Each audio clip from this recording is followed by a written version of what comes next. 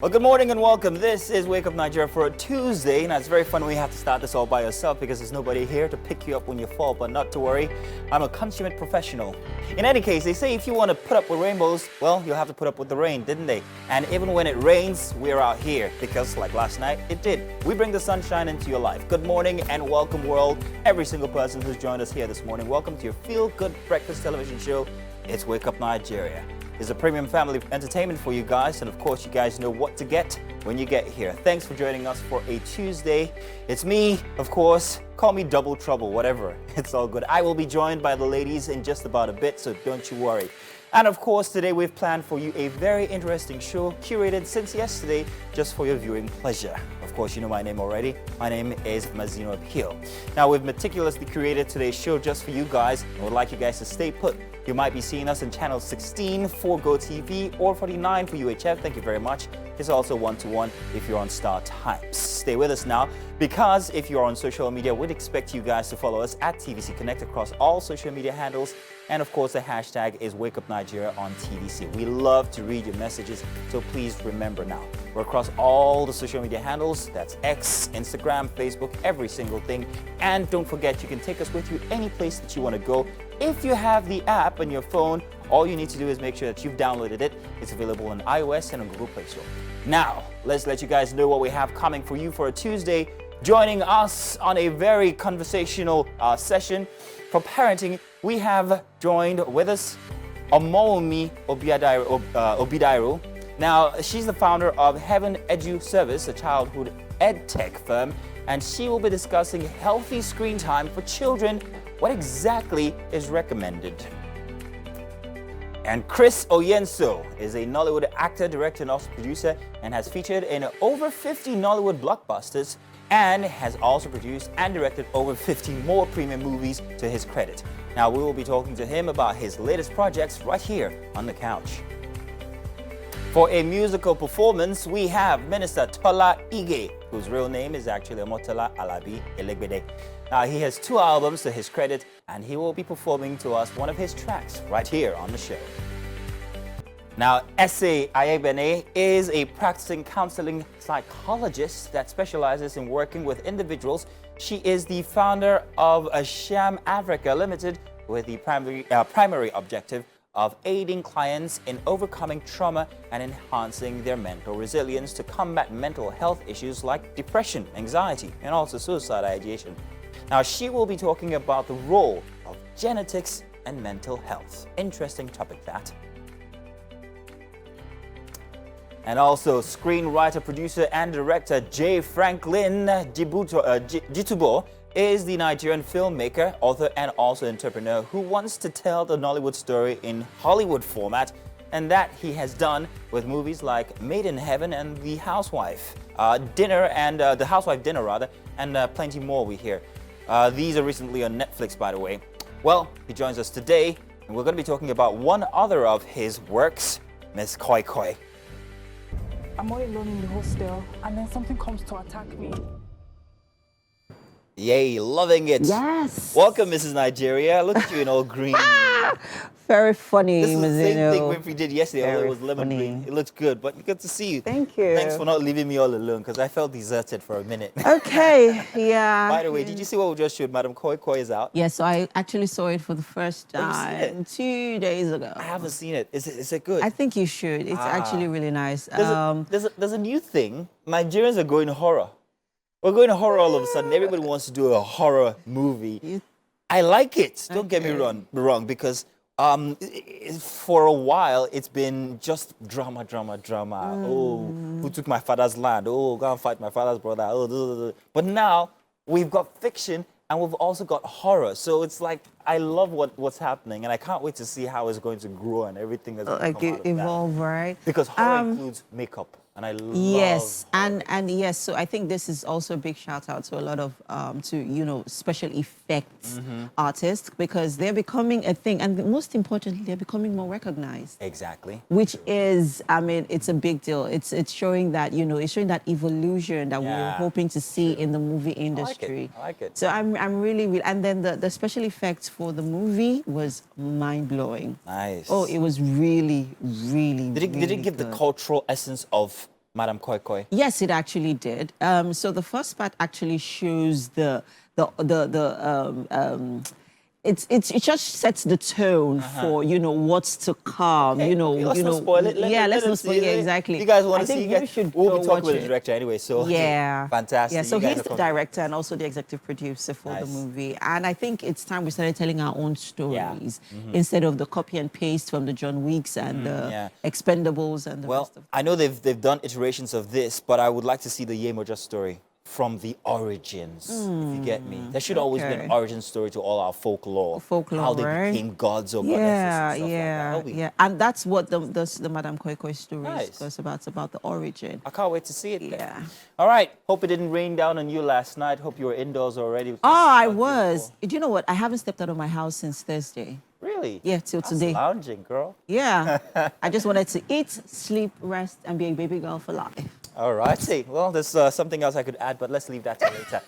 Now, welcome. Let's do the news for a Tuesday morning. My name is Mazino Pil. The Federal Ministry of Labor says it trained and certified over 70,000 Nigerians between 2020 and 2022 in various skills acquisition programs aimed at bridging the nation's unemployment gap. The ministry also disclosed that the newly revised national employment policy awaits the approval of the Federal Executive Council. TVC's Joke Adisa reports. To many citizens, the Federal Ministry of Labor and Employment is synonymous with putting a stop to strikes by many unions, particularly ASU. It is in dispelling this erroneous belief that the ministry has put together this training workshop for journalists on the labor beat. This kind of workshop will enrich the knowledge of an average labor correspondent, that on your own you may decide to pick a title and research deeply and come up with write-ups. With 7 different professional departments handling various subject matters, the ministry says it is high time their functions were publicized. This capacity training exercise flows from the understanding of the importance of disseminating correct and strategic information on the activities of government in different sectors to avoid misconception. The workshop is expected to bring journalists and the mass media to a place where they have an understanding of the critical role that they play in the success of this administration. From the Skills Development and Certification Department, one of the resource persons shows how government has over the years been creating job opportunities in skills development. He admits inadequate funding has been a hindrance to some of its lofty goals. Our mandate is strictly on vocational and technical skills, which is purely engineering. Some of the trainees share their gains. One didn't know exactly how spread that the Ministry of Labour skill centers are. But with this workshop now, I now realize that they are almost in every state of the Federation and other major cities of this state. This workshop actually make me to have more knowledge of what really the ministry is doing. Most especially when you look at almost every state in this country have centers for training. The theme of the Capacity Building Forum is Strategic Reporting on Job Creation and Employment Generation. Joke Adisa, TVC News. Now, Gaza's Hamas-run health ministry says 10,022 people have been killed in the territory since the war began a month ago. Now, Israel's military carried out one of its heaviest bombardments of Gaza overnight. The director of Gaza City's Al-Shifa hospital, about 200 casualties arrived at the hospital in carts carried by donkeys. The director told our reporter in Gaza, as communications outages left people unable to reach ambulance services, and also the Israeli ministry said its troops took control of Hamas outposts in Gaza and had now effectively divided the strip into 2. Meanwhile, all major agencies have said enough is enough in a rare joint statement as they repeat calls for a humanitarian ceasefire. Israel began bombing Gaza after Hamas killed more than 1,400 people in Israel and kidnapped more than 200 others. And that's all for the news and sports. Thanks for joining us for Tuesday. We've got plenty more coming your way inside of Wake Up Nigeria. And you're welcome. It's time for What's Up and About. Winfrey, good to have you over. Yay. Where's the green from yesterday? You could have been matching with I borrowed her, so she remade it into an outfit. And Ooh, same color. Well, it was lighter It was green. more lemon than You know, the darkness from her soul reflects on this. Ooh, Winfrey coming out swinging today. I wanted to fight for you. No, it's all right. It's all right. All right, what are we talking about, She knows it's all love, don't worry. It's all love. So please get your hands off me. Give me my tea. Okay, so yesterday, the kids got back from school later than usual. Because, few palaver. So the school bus didn't drop them off on time. And then at about 5 p.m., which of course they had already eating, and it was time for them to do their homework. And then you'd expect, which of course I wouldn't not expect, sometimes they give them lesser work to do or lesser homeworks to do. Sometimes it's, like yesterday, it was quite a lot. I had to call the principal. Really? Yes, I did. Why? I said, sir, there are a few concerns that I really need to discuss with you, and I think you need to look into. Not that I think, you should look into it. So first off, like today, the kids get back from school at this time, which is later than usual. Look at the homework that you are giving to them, that their class teachers are giving to them. So for Eliana, it was quite, lighter, which sometimes sometimes it could be more. For Elsie, it was quite a lot. And I'm like, come on now. Where's the time for these kids to be kids? I get you. They just got back from school. Did they not learn at school? You have to come. Were they playing at school? No, they were learning. Then they come home when they're supposed to rest, Or they're even supposed play. to breathe, Or they're supposed to play. Yeah. Where's the time to experience being, childhood, to experience being, kids? I feel like I told him that, please, I need you to look into it with your class teachers. And he So promised that he was going to perhaps look into maybe it. we're trying to grow our kids a bit faster than they ought to. This is a topic for the curriculum that they actually study in school. Is this a bit too much? Is it a bit too fast? Is it too advanced for them currently? Personally, I have the same issue at home because my daughter always comes to me for her assignments, and it's like as if I'm the one who's in primary 3. Ah. Well, I think I have a technical issue, but you guys go ahead. I'll fix this. Okay. Yes. So I told him to address that, and I think it's something that kids, teachers, or the education system really needs to look into. If it's the principal, if it is the teachers, they just need to really look into it. Because I've also come to realize that even the Montessori school or the Montessori mode of education is very different. Yeah, it's very different. From the regular educational model that that is very common. Oh, well, Right. for me, I can't relate to all of that because I don't have kids yet. But anyway, don't hate.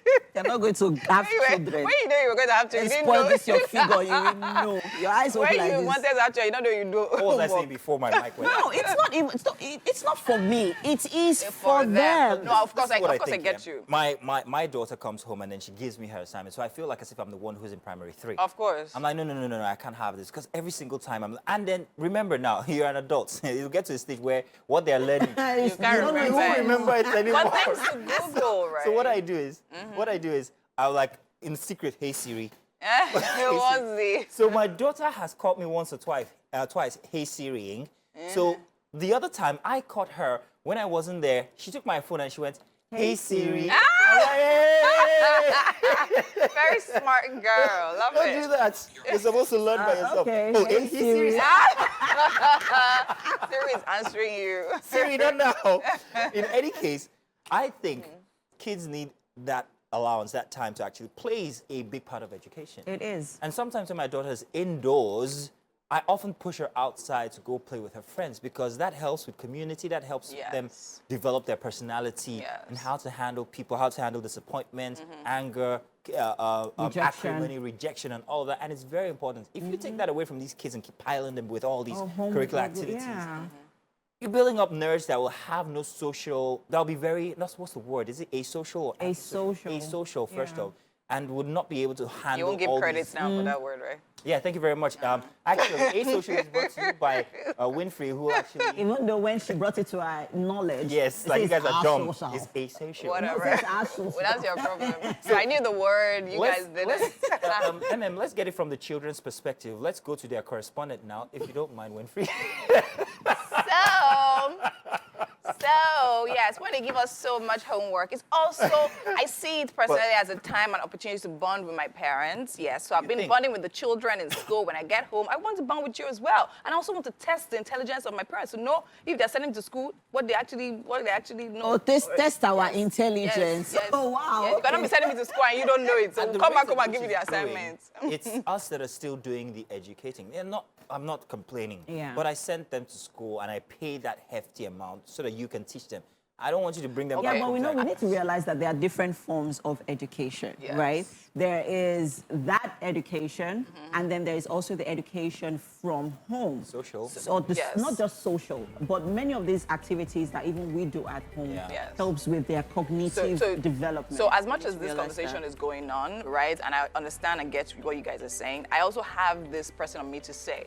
So as much as, yes, I feel doing that as well helps build the stamina of kids. I'm not saying they shouldn't play, don't get me wrong, right? I'll say this because personally, when I was younger and growing up, there are certain courses I failed, maths, right? But then again, when I got the habits of going to school and coming back and refreshing on what I was taught through the day, the ability for it to stick longer in my head honestly helped me along. Can I ask a question? Yeah, to but- at Very what honest. expense? Would you say that you're absolutely a social... I will not say that. Exactly, and that's your my problem. point. Neither are you, guy. No, Wow. we went for a retreat, so don't let us do I that. am not social. I know how I can play more than you. Do we agree? Please, I beg. Let's not also take away from Oh, the Lord. No, wait. I'm getting As reports well, in my plays, it ear. depends on your definition. Play is relative. Like, Wait, please, let's not- play. That your play. Wait. is Let's different. not also take away from the fact that sometimes it gets to the point where even the kids do not want to study anymore Yeah. because they are tired. So with Elsie yesterday, it got to a point where she was tired. Yes. She was bored. And at that point, And what then- do you tell them? And then I'm like, you know what? Close it. Exactly. And go and Close rest. it. No, Because it's fair. really, Don't get me wrong. I'm not you saying they can't. shouldn't rest. I'm They not gonna. should You can't rest. kill them. But I'm saying that they should. That this age they actually develop that stamina for learning. Many and we ways. have to test it. Oh, you play more than me. Ah, Oh, okay, Lord. now I accept your challenge. Oh, Let's go Lord. there. People want to play. You play more than me. Please. You don't play more than Ladies me. and gentlemen, Y'all don't know. the question was whether you're comfortable with the curriculum and how these teachers teach our kids, but no, we're scrapping that. Do let us know using the hashtag WakeUpNigeria on TVC. Who plays Who better? plays better? Is Right. it me or Winfrey? From your options. We await. Who Thank you plays very better? much. You play better. I play And you're welcome. It's time for the dailies. Of course, I am joined by one of the delectable ladies here on Wake Up Nigeria. It's none other than Winfred. Hey, great to have you here. Let's do the papers together, shall we? Let's just take the headlines. There's a myriad of them, and we've got a couple of papers that we're going to be going through. I will start with the Punch newspaper with big headlines. Here, let's get to this. First big headline that meets you with the Punch newspaper. Military police vow tough actions for ballot box snatchers and others. Security chiefs warn hoodlums. 67,000 policemen for Kogi Bayelsa governorship elections. IG orders tight security at collation centers. FG vows transparency. Saraki demands fairness. This is for the off-season polls. At the top of the Punch newspaper, U.S. Security Advisory, needless, discourages investors, says the federal government. We'll circle back to that. 4.3 trillion naira lost to oil theft in 5 years. INEC delays trial of 197 electoral offenders. At the bottom, under the photo story, soldiers ensure force patrol Kogi Bayelsa flashpoints, absolutely necessary.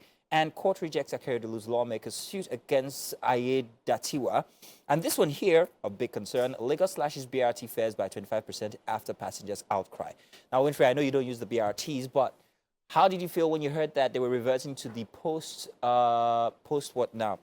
post-slash fares for BRT buses because they had been slashed by 50%.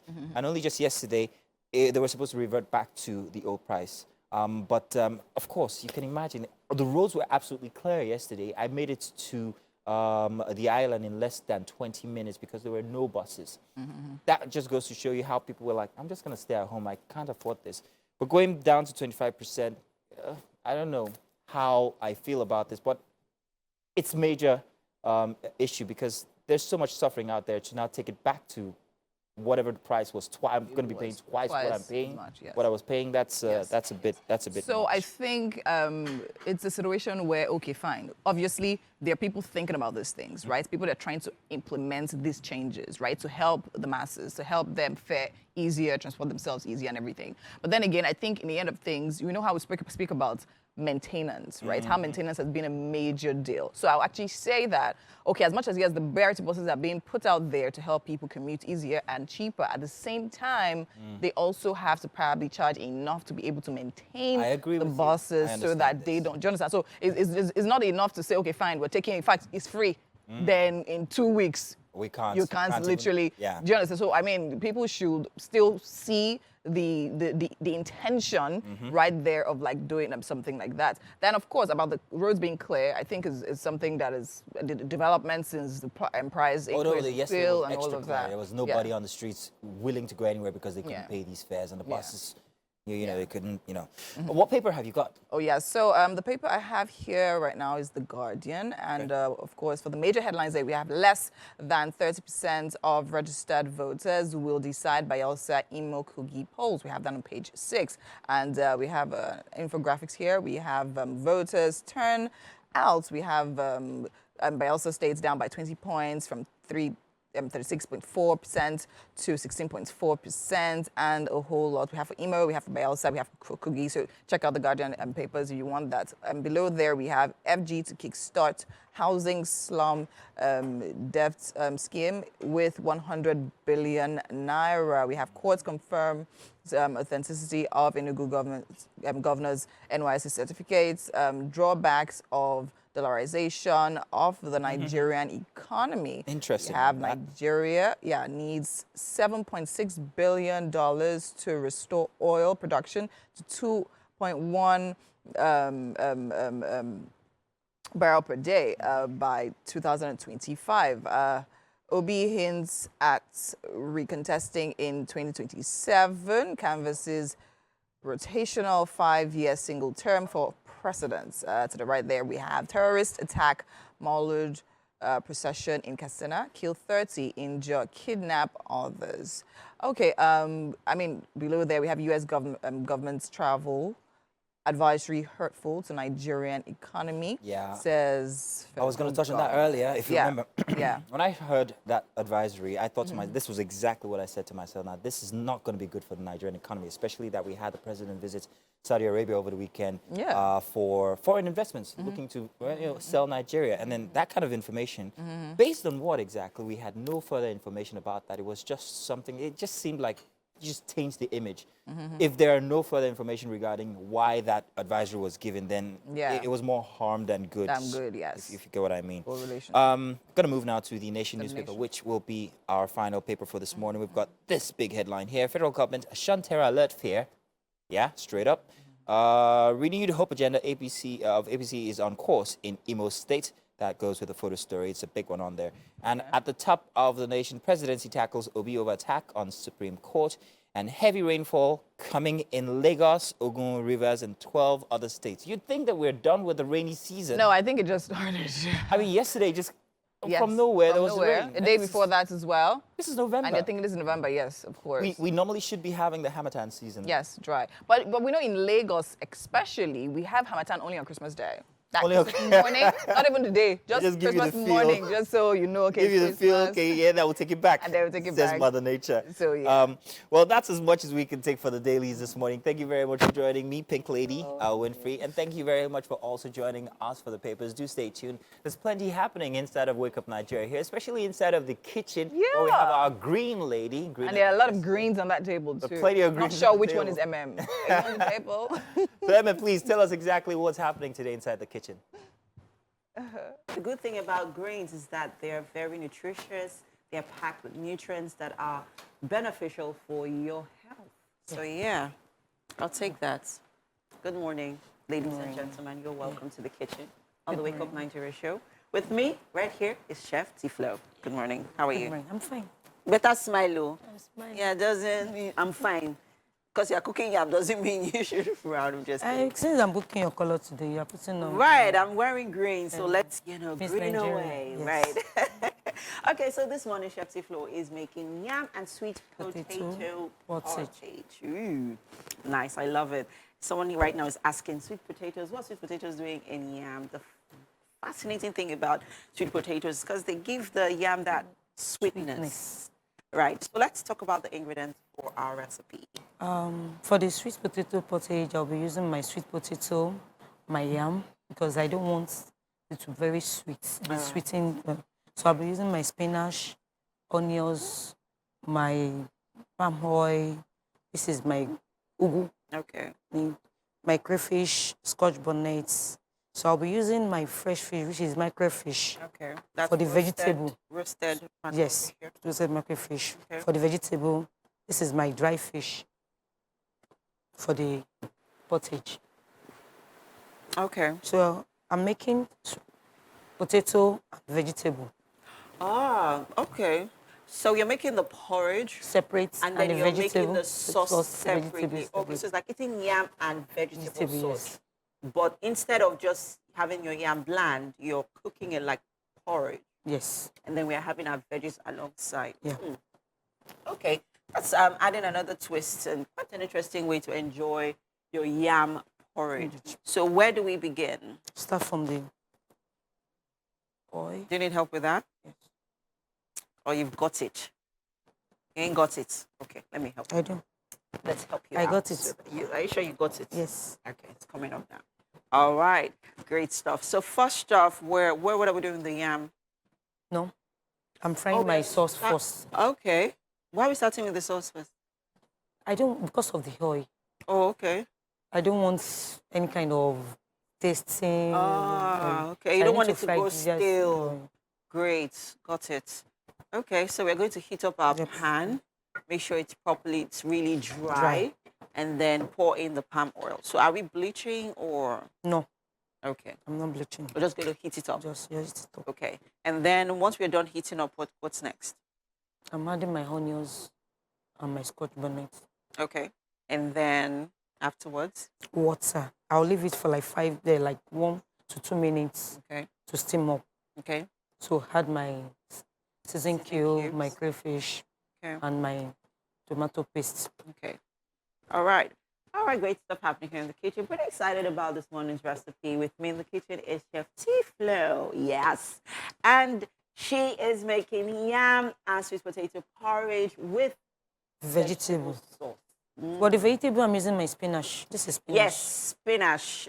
This is, I think, is one of the rarely used kind of vegetable. Yes. Not a lot of people really appreciate this vegetable, but and it's very good. Yes, it's very healthy. Very, very nutritious, guys. It's packing on a lot of nutrients that are good for your health. It's also helped to boost your immunity, help to fight against those bacteria that are lurking around. Also packing on vitamins. I mean, we cannot overemphasize the benefits of vitamins in our bodies. We need them to grow. Another thing about the spinach is also good for men. Yes, it is. So you men, you better be eating on them spinach. Okay, so what's going on? I'm eating the oil first. Okay, we're heating the oil, and then our onions is going in, and then our pepper. And how do you make your porridge? How do you enjoy your porridge? Do you enjoy it as asaro? Yes, no. I really like asaro. No. You really like asaro? Yeah. I love asaro. You love asaro? Oh, I love it. Are you sure? So how do you make your own asaro? Okay, Chef Tiflo is mocking me here, but hey, just to remind you once again of what we're making, guys, we're making sweet potatoes and yam pottage with smoked fish vegetable. Yeah, so you have right there the ingredients. If you missed on them earlier on, you have them right there on your screen. And so earlier on, we're talking about how you love your porridge. How do you like to make your porridge? You like it as asaro, or you like it, you like the yams with the vegetables, all mixed into it, or you like your asaro, because there's also the asaro, and then there's the sauce with the kpanla fish on it. Hey. But I'm using my microfish separate. This is my kpanla. Control yourself. You enjoy it. I know, right? I really Chef Tiflo. She always brings the flow when it comes to food. Yeah. Okay. So is that yam? Is this the oil? Is the palm oil? heated? Is it at the consistency we need it to be? Yes, I want it to be Very hot. Yes. Okay. All right. So we're prepping things up here in the kitchen for our sweet potato yam pottage with smoked fish vegetable sauce. Pretty excited about this morning's recipe. I hope you as well. We're going to on a quick break now. The show continues shortly. Don't go anywhere. We'll be back. Thank you for staying with us. You're still watching Wake Up Nigeria. And right now we have our first conversation of the day. We're here with, of course, parenting, and Omaomi Obidairo, the founder of Haven Edu Services, a childhood edtech firm, and she's here to discuss healthy screen time for children. What exactly is recommended? Welcome to Wake Up Nigeria. How are you doing this morning? Thank you. I'm fantastic. Thank you for having me. All right, awesome. Okay, so now earlier we're talking about children and parents and homework and all of that. So since we're definitely talking about parenting, I'd like to know your take on that. What do you think about that? Do you think it's healthy to load on the assignments, or you think it should end at school? Okay, so I'll take my opinion from a conversation from my daughter. Okay. She had a debate at school about giving them so much assignments, and you could see the passion that they load them with so much homeworks, and they don't even have time to do all like that. Like an actual debate. Yeah. Amazing. And our feedback was like, and I could feel for her, and I could feel the pain that she wants to do a lot of other things, but the assignments are just so much, and she can't get to do other things because she has to spend all the remaining hours of the day doing, and before you know it, it's bedtime. Okay. So I feel like there should be a balance, right? So I know that too much playtime is also not healthy, yes. But the homework shouldn't be too packed, when they have one or two and they are able to still have extra time, because some parents, some of us do have bedtime routine. So if you have the homeworks that are so much, then they don't get to, do any other thing except for do the homework and go to bed. All right, amazing and well said. Okay, so now you are the founder of Haven Edu Services. Tell me about that. Okay, so Haven Edu Services is a childhood educational company. What we do basically is to excite young champs in tech, art, science, and languages. So we are into exciting them into creativity and preparing them for the workplace of the future. Oh, nice. Basically. That's actually really, what inspired that? Why did you think of that? Well, my girls inspired that after having them and, planning for their future, and with the technology coming into play, and also myself, because I'm actually a linguist. So how many languages do you speak? I speak about 3. 3? Nice. Yeah. All Nigerian? French, Yoruba, and English. And English, right. So okay. A little bit of German too. Oh, yeah. Nice. So, so looking at my experience as a language person and the opportunities it has opened for me, because I know that speaking a language opens as in a whole lot of doors of possibilities for you. So that also gingered and inspired that. Then looking at my girls, I see them loving technology. I see them wanting to do things around tech, and I see why not excite these young children in that direction. So. Amazing. Okay, so now today we're talking about screen time and what really is recommended. Now, from your experience as a tech person, it sounds to me as if you're going to be telling us screen time is what it is, 24 hours. But what do you actually have to say about that? No, like I said earlier, there should be a balance to everything. Okay. You see, wherever we don't have balance, wherever we don't have a routine, especially with children, then things just happen haphazardly. So what I would recommend is that we should have like a routine for screen time. Yes, and we can always harness and leverage screen time, for children to also learn. So they are not just going to the screen to play. They are not just going to watch and get bored, because they could get bored watching screen. So I'll take an example and a cue from when we were growing up. We had the NTA channel, and it comes up, I think around 4 or 5 if my memory serves me well. But that period from when you come back from primary school and you get to, because you are looking forward to it, you understand, it's just probably like an hour or 2 of screen time, so you're always looking forward to it. So you want to do your homework, you want to do everything you have to do and be ready. You understand? Then we even created a game around it with the colored lines and all of that. Then you shut your eyes, you can tell all the colors. But there was fun to it, and we didn't have the privilege the children of nowadays have, that you can have screen 24/7, which could be of an advantage or a disadvantage. You understand? So with that, we were able to balance, and that if you have 1-2 hours of screen time, the next thing is your bedtime. You have dinner, then 10, you go to bed. So that actually helped in our own generation. And if we could also mimic a little bit of that, I feel like it will go a long way in helping to balance, because what we need is balance. Because screen time can help. My children, for example, learned a whole lot, and we are able to solve a lot of things from schoolwork because they had access to quality screen time. You understand? They are able to watch quality programs on screen that they can apply to everyday life. Yes. So we can cut that.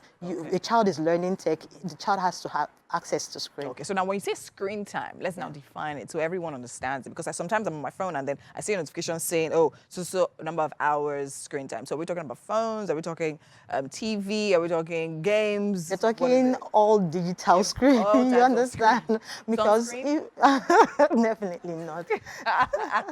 You know, as adults as well, it's actually would go a long way in helping us and help us live an healthy life. Because if we can, because we could be funny, you know, we leave the TV and we say that's the screen, then we go back to our phones and we are with it, even not in bed, we are with it and all of that. So it takes a lot of balance, a lot of routine, a lot of being intentional about it. You understand? There are ages also, and there are times to actually allot to those age. You understand? So I think with because now we're talking about this TV, right? I know some people say, okay, fine, they have family time where everybody watches TV. But then again, these days we have really young kids have tabs of their own and phones and all of that. So what would you say the balance should be? Say, okay, fine, we have family TV time and then times for kids to also play games on their phones and all of that. Yeah, so back in the days, watching TV was like serious work if you look back at it, because you're either watching one show that is about debate, and if you can't do the same thing the child is doing on TV, your parents will be on your neck, you know. But these days, they have a lot of exciting things to look forward to, even on their tabs and all of the devices they do have. So I would say allot a particular time. Okay, so this child will, and even days of the week. Okay, so like for me, the routine I run is during weekdays, I don't give my children access to TV screen, except for weekend. That was when they were at a particular age.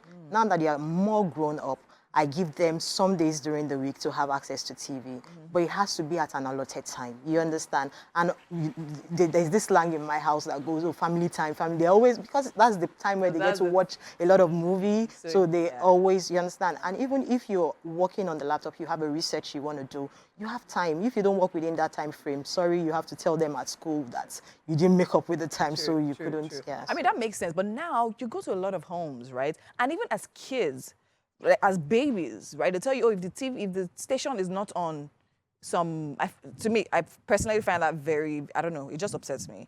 You walk into a home and you notice that the TV is always on like a kid's channel. They tell you, no, that's hard to get them. If they're not on this channel, so like, what would you say is that okay? Because some people see it as, okay, fine, keep the kids busy with all of that while the adults sort things out. Yeah, it's actually an escape for we adults. Really, if you want to take the easy way out, just give a child the screen and you run. But I would say, because too much colors, too much screen is not even healthy for the child's growth. There's one of the researches I read over time had mentioned that even if a child sits so much to watch TV, they begin to become obese. Like, could cause obesity. I think Mayo Clinic research or something. And looking at that, it's actually, generally, it's not healthy. So, like I said, if there is a routine to it, you would have, and there are particular and special programs that you could also assign for children for different age. Because by the time you leave a child with screen without monitoring, then they end up picking up different vices off the screen. You understand? So some people will actually say, oh no, you give them, they learn so much. I read of educational channels and all of that. But then again, but there should be a balance, because when you learn, you should also put it to practice. So where do they get to play? Where do they get to put to practice what they've learned? Because learning for children is a whole lot. It's like there's the practical, there's the applying and all of that. So it's not just about learning, and there's the learning from you as a parent. So there's the discipline that comes with us as parents as well. Okay, so sometimes when I say, oh, it's no longer screen time, and I'm on my phone, I'm probably answering an email, you know, and they come and they say, oh, but you're watching the screen. You're with your phone. So there has to be the discipline from with the parents as well, so that we can encourage them, because they do what they see. You know what you tell them to. Yeah, amazing. Exactly. Thank you so much Thank for joining you very us much. today. It was definitely a pleasure, and hope to have you next week as well. I look forward to it. Expand the topic. Yeah, thank you so much. I mean, for staying with us. We're still here, so don't go anywhere. We'll be right back after this break. Oh yeah, MM is in the kitchen. Right back, Bao. And welcome to the kitchen, guys. Yes, with me is Chef T Flo, and she is making yam and sweet potatoes with smoked fish vegetable sauce. Yay, I know, right? Okay, Chef T Flo, over to you. I see that you started cooking. Chef T Flo likes to cook. She can't help herself. I mean, she forgot that she's actually really doing it for you guys. She always started cooking. I had to tell her, say, calm down. Be calming down. Okay, so tell us where you're at right now. Let's also talk about the ingredients for our recipe. Where I am, after eating my oil, I added my onions and my scotch bonnet. Okay. So I'm adding my seasoning cube. Okay. Let's also talk about the ingredients for our sweet potato pottage. My salt. I'm adding the salt. So afterwards, what's going in? Is this for the yam pottage itself? Yes. Okay. This is quite an interesting way to make your yam porridge. I'm adding my crayfish. Crayfish, okay. That's a lot of crayfish. Yes. I've come to realize that to enjoy your yam, add a lot of blended crayfish to it. Yes. You don't even need so much Crayfish of your seasoning. and Tomato paste. Yes. It brings out the, I mean, if you really want to enjoy your yam porridge, you see your crayfish, onions, oh and yeah, tomato onions. paste. Let it be packing on those onions, whether blended, whether chopped. You're going to get it. Okay. So I'm adding my boiling water. Why hot water though? To make it fast. Oh, okay. Okay. Interesting. That's another hack for you guys. To get your yams cooking in a jiffy. Just It's a breakfast. all your hot water. So you don't need to waste time. Just Sharp, sharp. sharp, sharp. Nice. I think this is also another way the kids are actually going to, you also get the kids to like yam porridge. You add your sweet potatoes to it because, you know, it gives that, you know, sweetening, you know, effect, acts as a sweetener to your porridge. If you missed out on the ingredients, they're right there on your screen, guys. Remember, we are making yam and sweet potato pottage with smoked fish vegetable sauce. And we have our sweet potatoes, of course, which is the star of this dish, right? Yeah. So I'll start making my vegetable. Okay. So that's our palm oil. We already Palm oil, heated it. yes. So what's next? Onions. Okay. Just a lot more onions in there. Quickly, because we have to go. And what's going in next?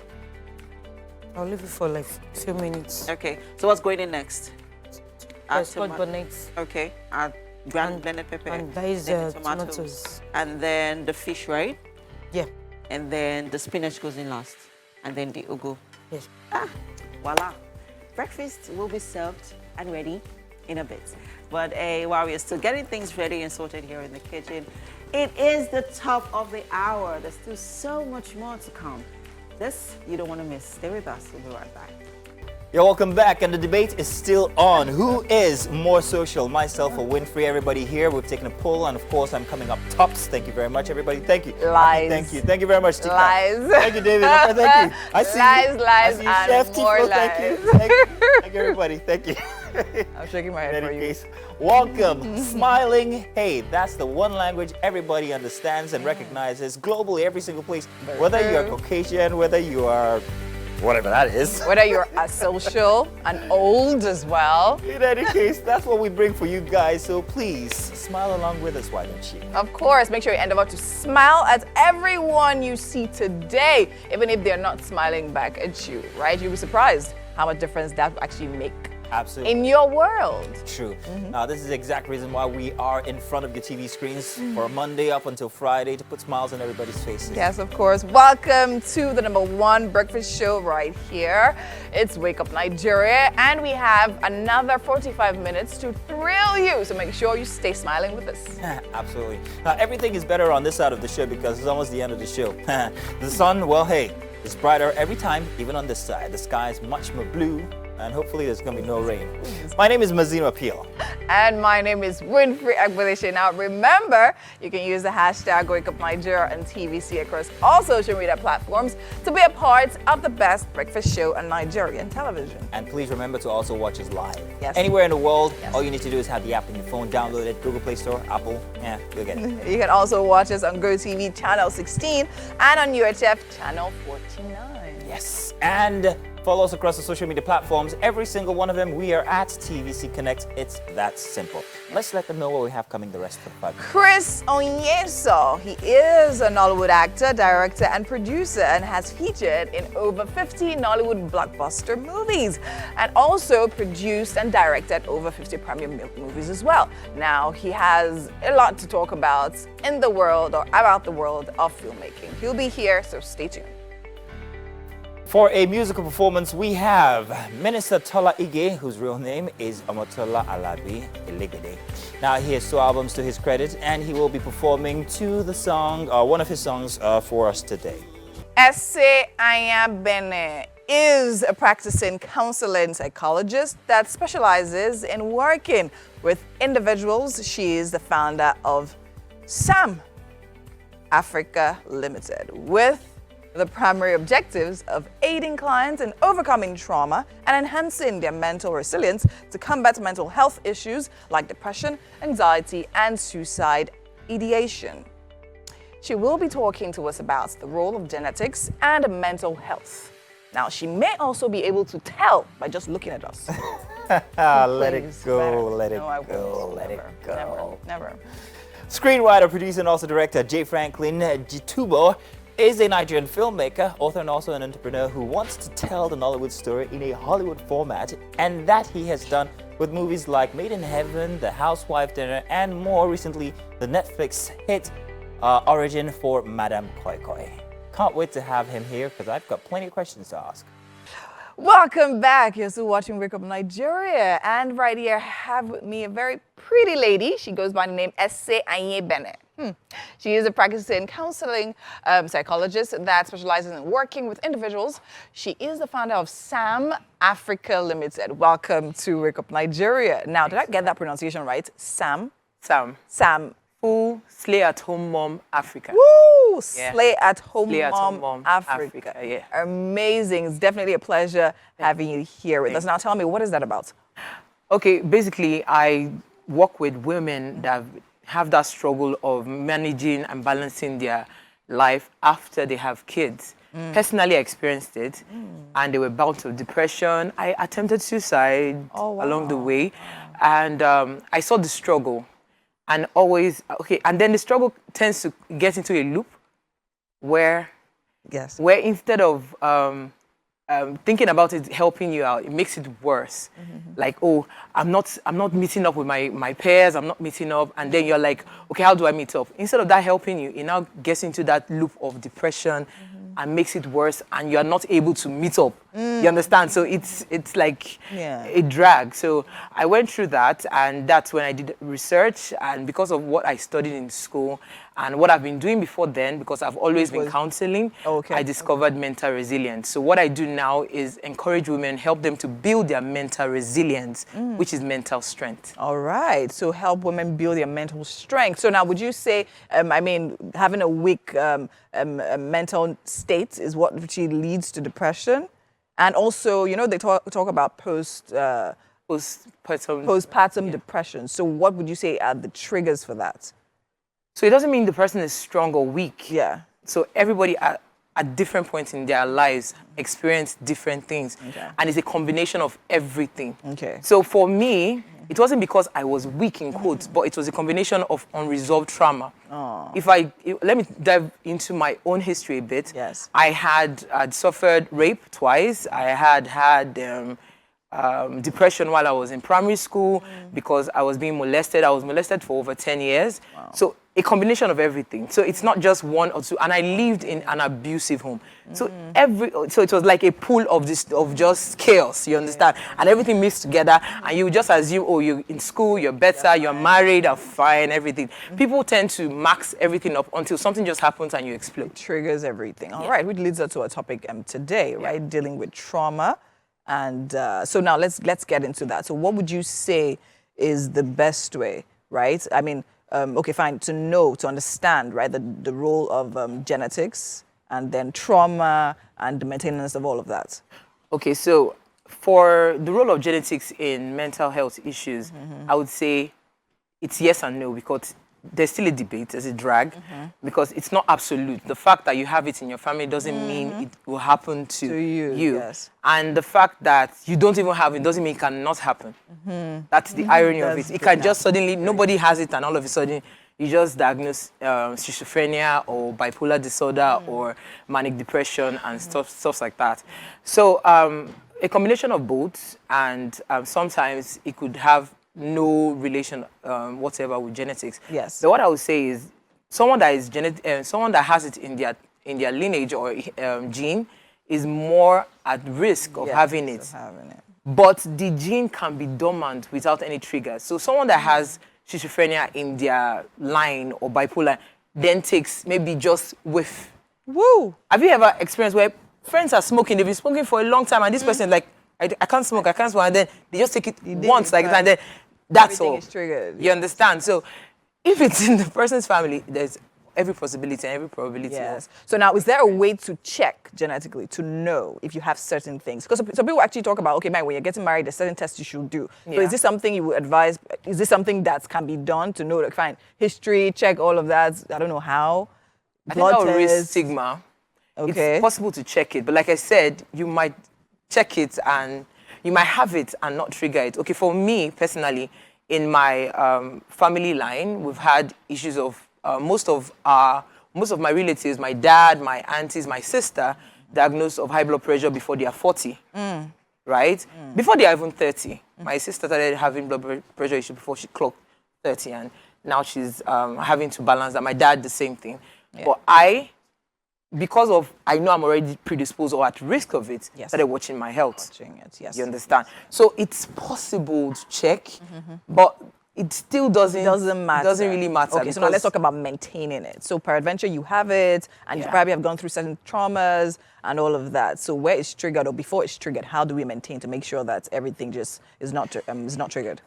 So exercise, healthy food, like I saw you preparing a meal with vegetables, healthy, less processed food, less food with not much sugar and carbohydrate and all those stuff, and exercise. Exercise, okay. Exercise. All right, so healthy eating definitely goes a long way, and then exercise. Okay, so now, from your experience, you spoke about all of this. So would you give us from your practical experience now, how did you manage to get from that point of literally being depressed to getting healthy or getting to back to like a balanced parts in your life? Okay, for me personally, why I advocate for therapy? Yes. Because I had to seek therapy. Okay. So sometimes you just need someone to open up to. Yeah. And that was when I was seeking therapy, I started seeing the patterns, and I started seeing unresolved trauma. Started seeing where I had feelings of low self-esteem, what I needed to work on. Because I needed to deal with all these things in order to work on myself in the now. I needed to resolve things that have happened, the way I perceived my father, the way, what my mom, or how I felt my mom allowed me to go through what I went through. Because my mom was a stay-at-home mom. And then I was molested for 10 years. And she was always there. And I was like, why didn't you notice? There was a bit of resentment. I had to let go of all those energy. And that's one. So therapy helps with that.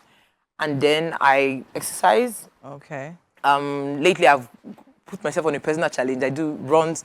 It must not something so vigorous. You must not go to the gym. You can just run in your area, your street, 10 minutes every day. And I won't say I'm strict on diets. I still cheat. Let me not say something that someone that knows me like, I saw her drinking mirror. No, but at least you know, right? Yeah. Okay. All right. So now we'll go on a quick break, but we're coming back to this conversation. Don't touch that dial. We'll be right back. Welcome back. I'm still having a very interesting conversation with Ese Ayebene. All right. So we're talking about maintaining, genetics influence on trauma. Yes. And how to maintain all of that. So now we're also talking about the idea of, will I say, sensitization, in the sense that, people talk about how it is necessary to accept therapy, especially for the fact that in this part of the world for a long time, people see it as stigmatizing to say, okay, fine, I'm in therapy and things like that. So what do you have to say from that point, from someone who has actually been through it? And what would you say the culture of like accepting therapy, talking about it, creating awareness about depression, mental health, what would you have to say about that? Is that a great thing or is it something that we need to check? Okay, for the first part, you talked about therapy. Yes. So the irony of it is the more we become less of a communal community where, you know, initially we used to have support system. Your grandmother was there, your auntie, Yes. you could come back and you have 20 people to talk to. You understand? But now we live in a city where you are guided. You know, you want to talk, but you're like, who do I talk to? So the truth is, therapy has come to stay. Okay. And it's going to become something of a norm as we move on because people trust people less these days. You understand? You need someone to just need a space where there's no judgment. Sometimes therapy, I've seen clients that talk to me and then they're like, okay. I'm like, this person actually just, so what I do, I go a step further to advise that they get a support system. Because I tell my clients, I will not want you to be in therapy for too long. You become dependent on the therapist, right? So you need a support system. And that's where I start building my clients to win them off me. One of my clients was like, I will always need you. I said, no, you cannot always need me. You need a support system after that. So therapy basically has come to stay. I know there's stigma about it. Some people don't still want to pay for it. Yes, because like, charge it by hour. Yeah, you charge by hour. But the truth is, sometimes after therapy, I seek therapy. After therapy? Yeah, I talk to my therapist. Oh, yeah. Because it's draining. It is. It's draining. Active listening. Have you ever tried to listen to someone? Like, most times we listen, but we don't listen actively for so long. Yes. You can listen for like 5 minutes, 10 minutes, and your mind goes to something else. Yeah. But I have to be active because I need to listen to what you're saying and what you're not saying. Yeah. You understand? So it's draining. And I still have my own personal life. And I have, so it's some people say like that, but it's something that is worth it at the end of the day. Everybody that I've not encountered so far, any of my clients have said they've not been able to get help. So therapy is something that it's good. If you can get it for free, fine. If you have a support system that helps, fine. But if it has gotten to a point where your support system is not able to deal with it, then seek professional help. All right. And in the area of awareness, there's a research that showed that the period where mental health awareness was increased in some parts of the world, it wasn't done in Nigeria though, there was an increase in people suffering from that particular mental health issue, that's specifically anxiety and depression. Okay. So sometimes the more we talk about it, the more people are drawn to it. So I will tell people this, depression is normal. It's normal. You know, being sad is normal. Being anxious is normal. Stage fright is normal. But by the time you want to say, oh, because I have stage fright all the time, I'm suffering from anxiety disorder, no. So these are normal things that we actually phase out. It phases out. But when you can't deal with it for a long period of time, and it affects your functioning, your normal functioning life, that is when there's a problem. Amazing. I mean, this has definitely been a very enlightening conversation. Thank you so much. Thanks for having me here. You're so pretty. Stop smiling at me. Thank you. All right. I'd like to have this conversation forever, but we definitely have to go. Right. Thank you and hope to see you next week. Oh, yeah, next Tuesday. All right. Ó ti padà o.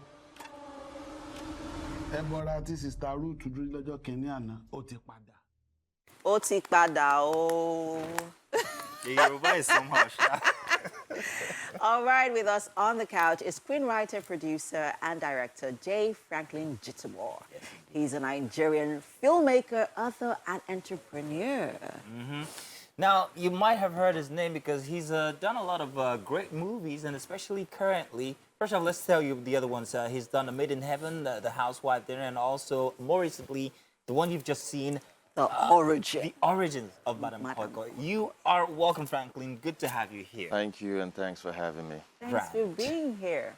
Now let's talk about the story. Okay. You and Bola Dele Falala, put together. You wrote the story for Madam Koi Koi. First off, what inspired it? Because there's a lot of, as you watch the movie, you can tell there's a lot of depth, with the story. There's this development with the story, even though we haven't seen the second part. But even with the first part of it, you can still feel the development as you get along. So talk to us about, you know, the mind behind the story. Okay, in 2020, right after the pandemic, I had just set up my studio and I wanted to tell a Nigerian story. We've always seen Hollywood do their own legends and stuff like Dracula and Sasquatch and all that. And this was one of the stories I know everyone in Nigeria who has gone through secondary school Can resonate with. yeah, can resonate with, and they know. So I said, okay, you know what? I think I want to tell the story of Lady Koi Koi. I mean, I grew up in the South, so we call her Lady Koi Koi. I moved to Lagos, and she was called Madam Koi Koi or Miss Koi Koi. So my co-writer, Bola Dale, were in the office, and I said, I want to make this story. And I was like, are you sure? And I'm like, yes, because it's our story. We need to start telling our story. So we had to start researching what is actually the origin story of Madam Koi Koi. But all the stories didn't align. It was either one version or the other, and it didn't make sense to me because the legend has it that she roams dormitory and she kills people. And she's in every boarding school in Nigeria. And the question was, why is she in every boarding school?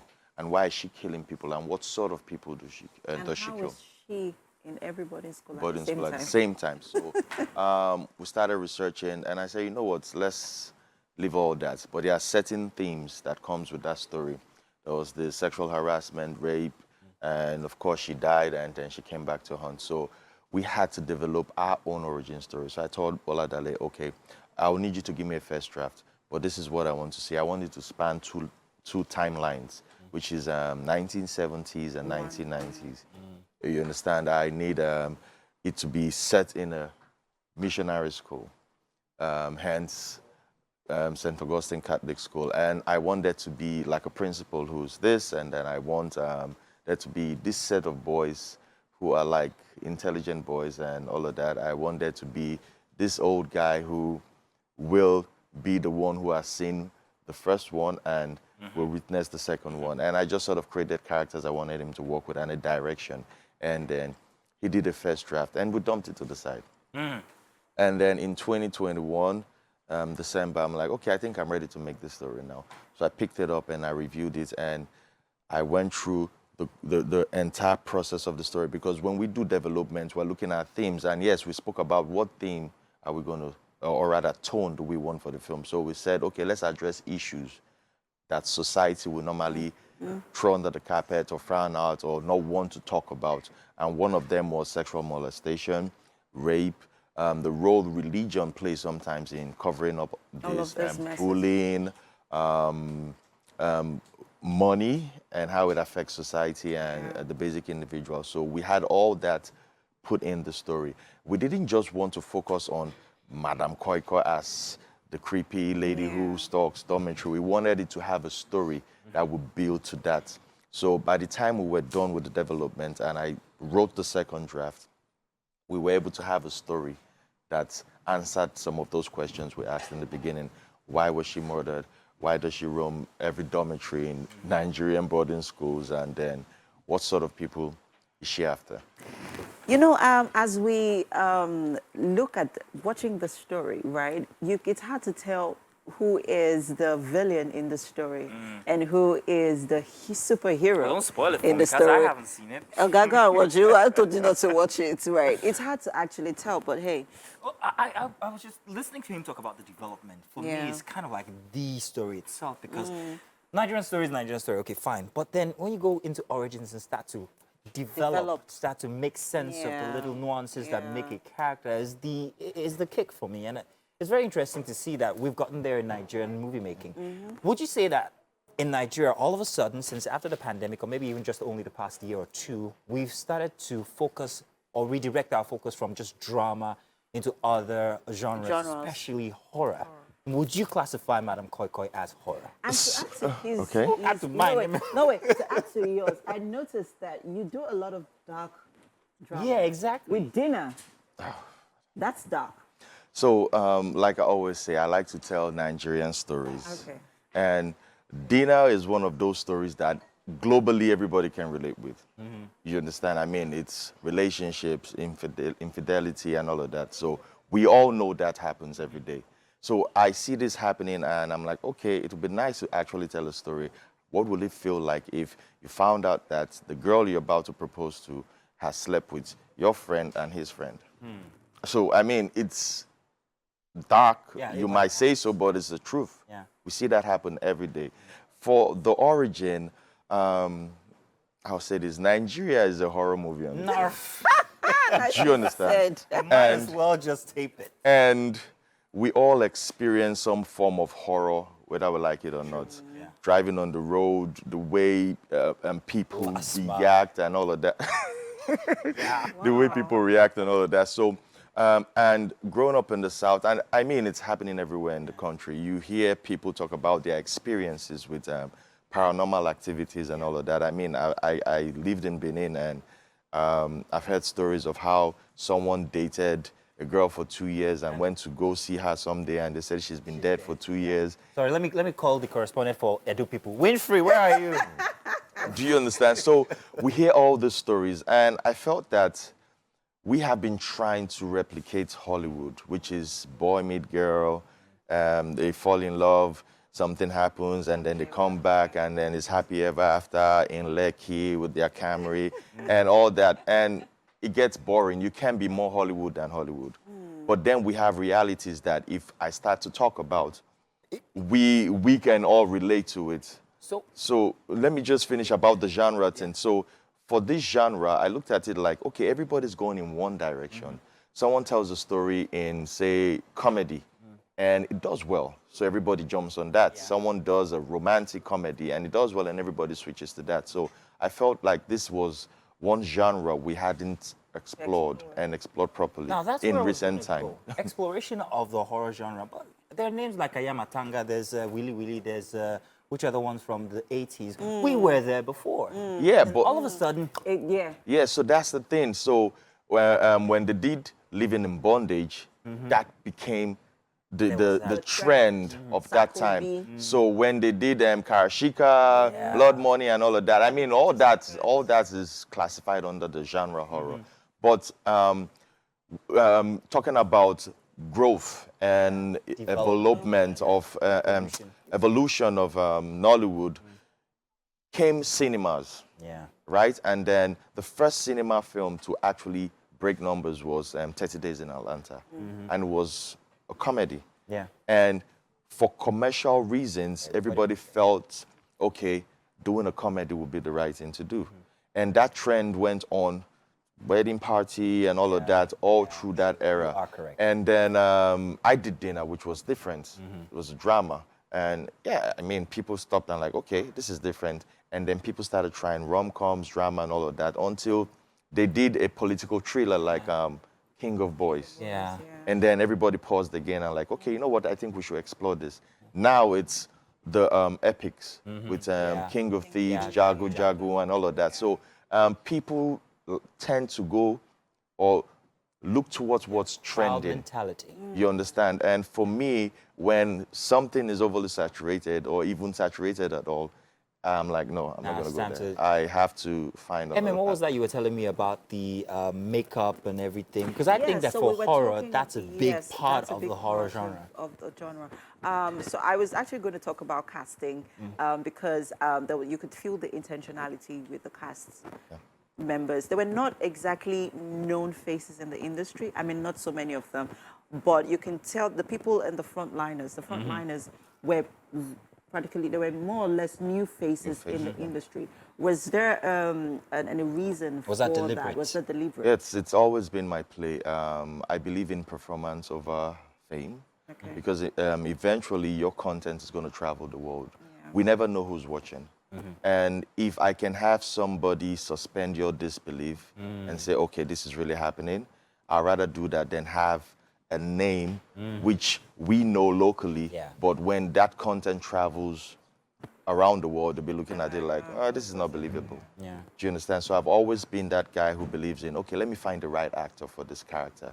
And I go through auditions with them and all of that, and then walk them through the process of becoming that character. So I like to find actors that will give me the kind of energy and performance that I would want to see in a film.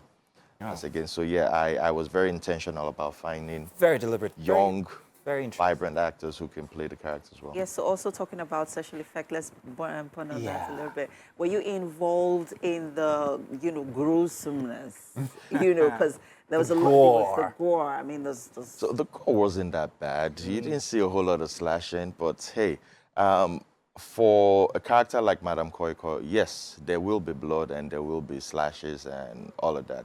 But when we approached the film, we wanted to get an FSF, special effect makeup, let me not use the acronyms, a special effect makeup artist who understood what we're trying to do. So we had 2 of them, and then we're like, okay, you know what, here's a little budget, go do something, let's see, so we can make our decisions. And Ruth Hackett, who was the special effect makeup artist on the project, shocked us, she wowed us, and we're like, okay, this is great. And then once I gave her a brief, she understood what we wanted to do, and it was easy working with her. And for Madame Koi Koi, we didn't want it to be just about the killings.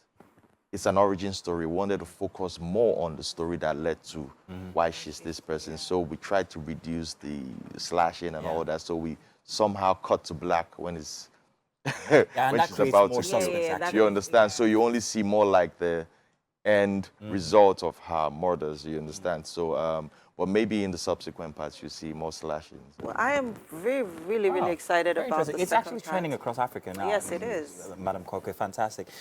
I will, however, charge you with something. I'm a big Wes Anderson fan. And that's the kind of movie I love to see. If you want to tell Nigerian stories in a Hollywood way, do you think that you will one day give us something like that? Wes Anderson-ish. Yes, so I'm a huge fan of Wes Anderson as well. I mean, every one of our legends that we grew up watching, I was a huge fan of Spielberg and Cameron, so I think they have a major influence on my approach to film.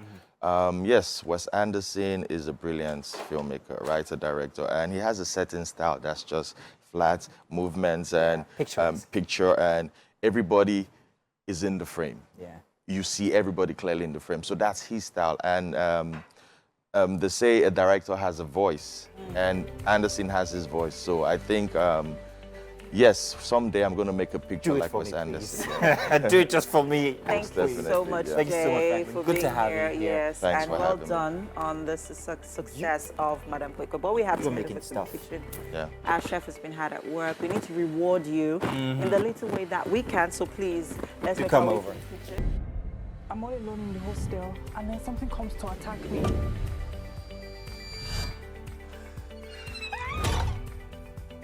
There have been some that is definitely a must-watch, guys. If you haven't seen it, you better rush off to Netflix and watch it. But hey, welcome to the kitchen, Jay, Franklin, Thank you for This is Chef T Flo, and this morning she's made for you sweet potato yam pottage with vegetable sauce. Thank you. Looks good. Smoked fish in there, so please enjoy. Would like to know what you think about it. 'Cause it's Okay, very, very so important. before I eat, I always pray. So I hope that's allowed. Oh, sure, please go Okay. ahead. Of the Father, of the Son, and of the Holy Spirit. Amen. Amen. Bless us, O Lord, and this thy gift which you're about to receive from your bounty through Christ our Lord. Amen. So I'm a digging. Yes, please. Okay. Yam or sweet potatoes? Yam and sweet potato. Oh, it's a bit hot. Ooh. Go, you take that. Real. Oh, I'm wow. not a fan of hot food, but I Wow. can manage it. Ah, okay. So you I like think it's just camera effects. It's not really hot. nice. Well, what do you From the think? director, what do you think?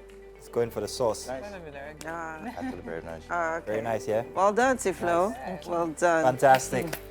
Always a great time here on the show, people, and it's a wrap. Thank you to all our guests, and most importantly, you at home for watching. We'll go now. Have a great day ahead. Bye.